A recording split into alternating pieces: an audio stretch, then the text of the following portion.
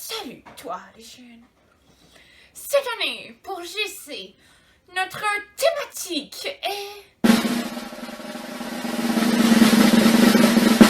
bâti sur le roc.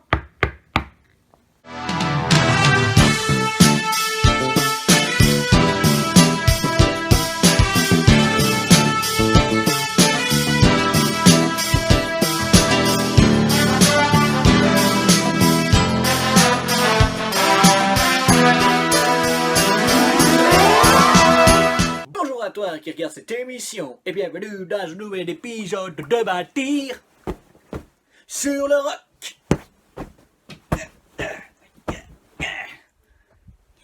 C'est dur à garder le rythme sur ce coup-là. Alors j'espère que tu vas bien, que tu es en pleine forme pour cette autre émission 2021. Moi en tout cas ça va hyper bien. Donc aujourd'hui on se retrouve pour la dernière émission du bloc sur le Saint-Esprit et aujourd'hui on va parler que le Saint-Esprit est capable de nous faire de grandes choses. En d'autres mots, le Saint-Esprit peut nous rendre plus forts. Ah ouais, ah ouais.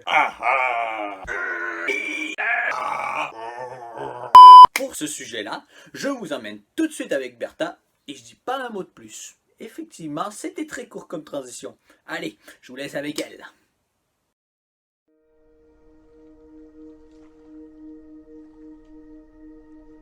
Coucou les amis, je suis tellement contente de vous retrouver pour cette dernière capsule sur le Saint-Esprit. Et pour l'occasion, j'ai décidé de mettre mon peignoir préféré. C'est mon peignoir préféré parce que ça appartenait à ma maman et elle me l'a donné. Oui, et ça me rappelle ma maman. Mais je dois t'avouer une chose, c'est que moi en hiver, je porte souvent des peignoirs à l'intérieur. C'était comme si c'était un manteau d'intérieur. Et en parlant de manteau, ça me rappelle l'histoire de deux personnes dans la Bible qui étaient des prophètes. C'est l'histoire de Élie et d'Élisée. Élie était un prophète de Dieu, donc il entendait la voix de Dieu, il apportait des messages de la part de Dieu. Et aussi, Dieu l'utilisait pour faire des miracles, des prodiges. Il a fait descendre le feu. À un moment donné, il a déclaré qu'il n'y aurait pas de pluie. Il n'y a pas eu de pluie pendant 3 ans. C'était vraiment un homme extraordinaire. Et Élisée voyait Élie faire. Et Élisée a dit, « Moi, Élie, je veux ce que tu as. » Élisée suivait Élie, partout. Et un jour, Élie lui a dit, « Qu'est-ce que tu veux? » Puis Élisée lui a dit, « Je veux faire les choses que tu fais. Je veux avoir la capacité que tu as. Et je le veux même en double. » Et Élie lui a dit, « Ok, aujourd'hui, le Seigneur Dieu va me prendre, il va m'amener au ciel. Si jamais tu vois ça arriver, ça va se passer comme ça. » Et une histoire qui était vraiment cool par rapport à Élie, c'est que à un moment donné, ils sont venus avec Élisée. Et il devait traverser le Jourdain et le manteau qu'il avait, il a frappé à terre et le Jourdain s'est ouvert, tout simplement. Puis ils ont pu passer à sec. Après avoir traversé le Jourdain comme ça, il y a un ange du ciel qui est venu avec un char de feu et vroom, il a pris Élie. Élie est parti au ciel. Il est monté au ciel et Élisée l'a vu partir. Élisée a ramassé le manteau d'Élie. Il a pris le manteau d'Élie. Et lorsqu'il est parti avec le manteau, et maintenant c'était à son tour de traverser le Jourdain. Tu sais qu'est-ce qu'il a fait, Élisée? Il a pris le manteau, il a frappé à terre. Encore. Et le Jourdain s'est ouvert. Et là, quand c'est arrivé, les gens qui étaient autour, ils ont vu Élisée faire, ils ont dit, waouh, l'esprit d'Élie est vraiment sur Élisée.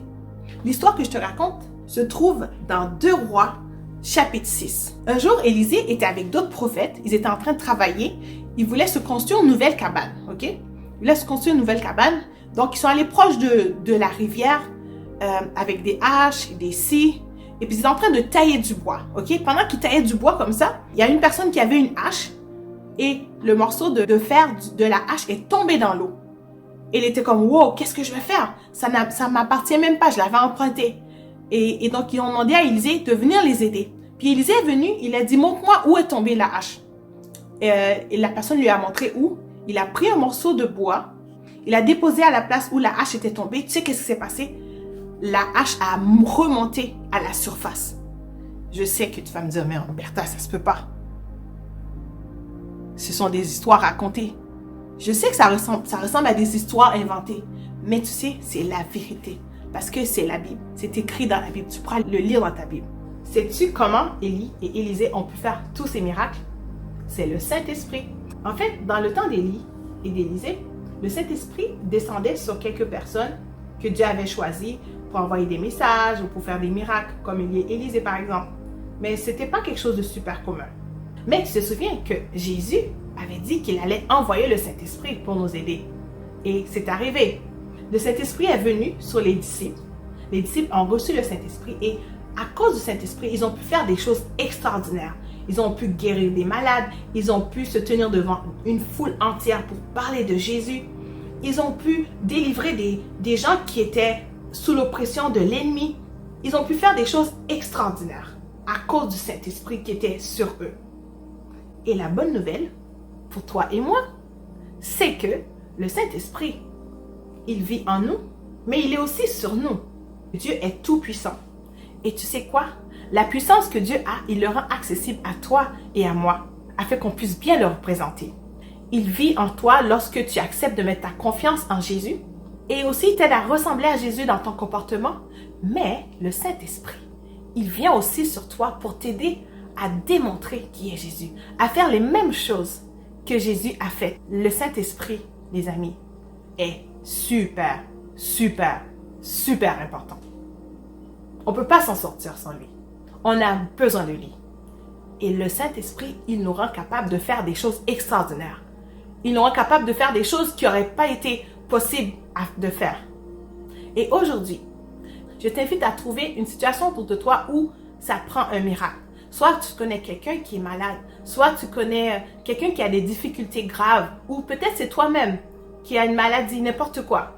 Je t'invite à mettre ta foi en action et à prier afin que cette chose soit changée, afin que cette maladie soit guérie et que tu puisses voir à l'œuvre le Saint-Esprit. Et si tu le veux, je veux prier pour toi. Je veux prier que le Saint-Esprit puisse venir te couvrir un peu comme ce manteau qu'Élisée a reçu d'Élie et te rend capable de faire des choses extraordinaires comme Jésus a pu faire. Si tu veux prier avec moi, ferme les yeux, puis je vais prier pour toi. Saint-Esprit, merci de venir souffler maintenant sur chaque personne qui va écouter cette émission, que ce soit des petits-enfants ou des grands-enfants. Je prie que tu puisses venir les couvrir de ton manteau. Et Saint-Esprit, je prie qu'ils puissent être revêtus de ta force et qu'ils soient puissants, qu'ils soient capables de faire des choses extraordinaires. Je prie qu'ils soient couverts de ton amour et qu'ils soient capables d'aimer comme toi tu aimes, qu'ils soient capables de faire toutes choses par amour. Je prie aussi qu'ils soient couverts de ta sagesse afin qu'ils soient capables de prendre les bonnes décisions et aussi de comprendre les choses autour d'eux, de comprendre le monde autour d'eux et pouvoir faire les choses que tu veux qu'ils fassent. Je les bénis au nom de Jésus. Amen. Donc je te dis, sois rempli du Saint-Esprit. Je vous aime beaucoup. Ciao. Merci beaucoup Bertha pour ton partage. Ensuite, après ce fameux sujet qui nous rend un peu l'effort, je vous propose un petit peu d'amusement scientifique. Qui aime la science, hein? Qui aime aussi, qui dit science ou qui dit expérience? Et souvent, quand on pense à des expériences, à des trucs qui explosent ou qui font des réactions. Mais on va faire un petit peu une expérience où est-ce qu'il y a une sorte de petite réaction. Et justement, à qui ça vous fait penser parmi l'équipe GC? Bien sûr, ça vous fait penser à notre cher Vincent Filion, qui fut aussi mon prof de sciences pendant mon secondaire. Alors sur ce, je vous laisse avec lui et on se revoit tout de suite après. Allô tout le monde, c'est Vincent, je suis vraiment content de te voir, ben pas de te voir, je suis content d'être avec toi aujourd'hui pour faire une expérience. Et puis, ça va me faire vraiment plaisir que tu puisses participer cette semaine. Fait que j'espère que tu vas participer à faire la même chose que moi. Parce que l'objectif, c'est de te lancer un défi à la fin de l'émission. Donc, aujourd'hui, on va faire une expérience avec des bulles. Donc, il va te falloir l'aide de tes parents. Premièrement, j'aimerais vraiment que tu demandes de l'aide pour être sûr que tu te blesses pas et que tu brises pas des choses en salissant des choses qu'il faut pas. Je vais te montrer la liste d'ingrédients. La première chose que je te demande de faire, c'est de protéger ton environnement. J'ai une grande nappe de plastique que tu peux utiliser à la maison. Tu trouves quelque chose de plastique pour pas que ça salisse et que ça tache la table. Tu vas avoir besoin d'une tasse de savon, du savon à vaisselle ou des bulles de bain. Donc une des deux, ça fait. Tu vas avoir besoin d'une tasse à mesurer. Tu vas avoir besoin d'une guenille. Tu tu vas avoir besoin d'un élastique. Tu vas avoir besoin aussi d'une bouteille d'eau. Une bouteille d'eau que d'ailleurs, il va falloir que tu vides, que tu boives avant. Tu vas avoir besoin d'un contenant, une petite cuillère. Tu vas avoir besoin aussi de colorants alimentaires. J'ai pris un pot pour te montrer quelque chose tout à l'heure. Tu peux l'utiliser aussi. Tu vas avoir besoin de 2 tasses d'eau. Et puis, tu peux prendre aussi des essuie-tout pour essuyer tout dégât. Donc, voilà comment ça fonctionne. Tu prends ta bouteille d'eau que tu as bu ou versée dans un verre pour ne pas gaspiller l'eau. Il faut que ça soit absolument une bouteille qui est recyclable, là, qui est pas réutilisable. Donc, tu la coupes en deux. Donc, tu peux la couper à peu près n'importe où, mais il ne faut pas que ça soit trop proche du goulot, la place où tu mets ta bouche. Donc, une fois que tu vas couper, tu vas venir prendre ta guenille et tu vas placer autour de ta bouteille, donc vis-à-vis du gros espace que tu vas couper. Tu prends ton élastique et tu l'attaches. Pas besoin de l'attacher trop serré. Aujourd'hui, ça va représenter en fait ta vie. OK?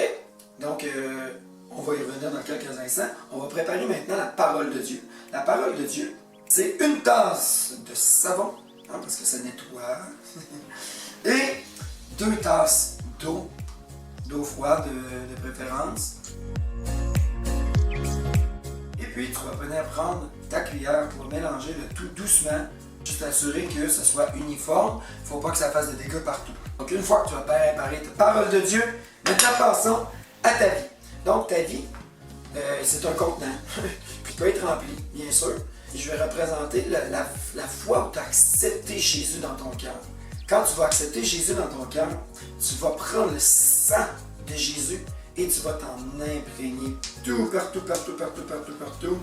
Et là, tu vas prendre le colorant alimentaire et en mettre tout partout. J'espère que je t'avais dit que tu avais besoin de colorant alimentaire. Je suis plus sûr de l'avoir dit. Donc, c'est pas nécessaire à l'expérience, mais c'est plus le fun parce que ça a de la couleur. Tu peux en mettre beaucoup sur les pourtours, c'est ce qui est le plus fun. Donc, une fois que tu as accepté Jésus dans ton cœur, tu as accepté que Jésus meure à ta place et qu'il prenne toute malédiction, maintenant tu es béni.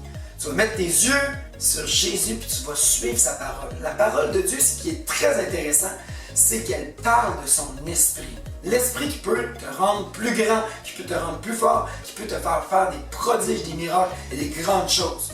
Et c'est au travers de ton salut, donc une fois que tu as accepté Jésus, une fois que tu as trempé tes yeux dans la parole de Dieu, que Jésus t'a parlé de son esprit, qu'une fois que tu as fait tout ça, son esprit peut maintenant souffler au travers de toi et faire de toi quelque chose d'extraordinaire.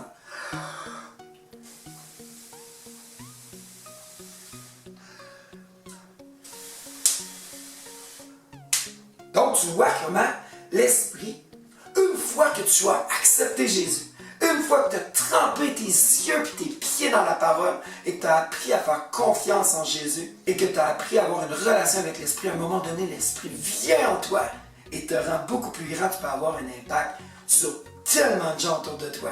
Aujourd'hui, j'aimerais ça que tu puisses faire le défi et que tu envoies une photo ou une vidéo à Bertha. Voici comment ça va se dérouler pour ton défi. Donc, tu vas faire ta petite bouteille, comme je t'ai montré, et tu vas la tremper dans ton eau savonneuse. Ensuite, tu vas faire la plus longue traînée que tu es capable de bulles, et c'est le concours de celui que l'esprit va travailler le plus au travers de lui et qui va avoir le plus grand impact. Voici mon record à moi.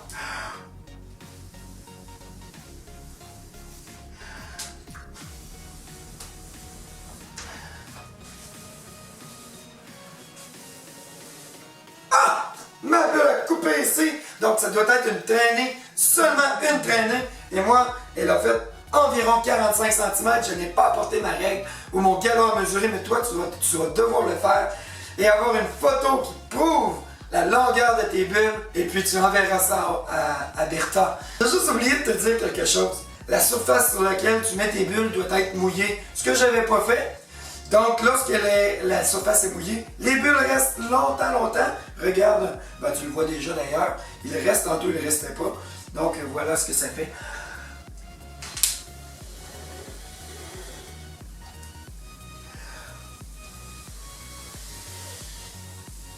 Et comme ça, tu vas pouvoir faire une longue traînée.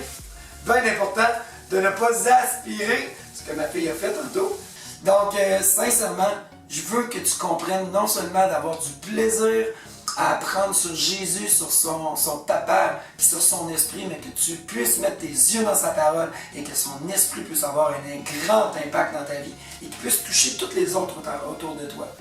Ça ne peut pas se faire sans Jésus et sans que tu apprennes à connaître l'esprit au travers de la parole de Dieu. Donc, je te lance le défi. Qui va faire la plus grande traînée? Envoie tes photos à Bertha. Sois béni, bonne semaine. Bye! Alors voilà, c'était tout pour l'émission de cette semaine. Et n'oubliez pas le concours que Monsieur Filion, ou plutôt Vincent, vous a donné, ainsi que notre concours qu'on vous avait donné la semaine passée. Si vous en rappelez pas, vous pouvez re-regarder ma dernière transition vers la fin de l'émission et vous pourrez le voir. Voir ce que c'était notre défi. Alors vous avez 2 défis à compléter si vous avez bien compris. Et on se revoit la semaine prochaine. Sur ce, je te dis ciao ciao!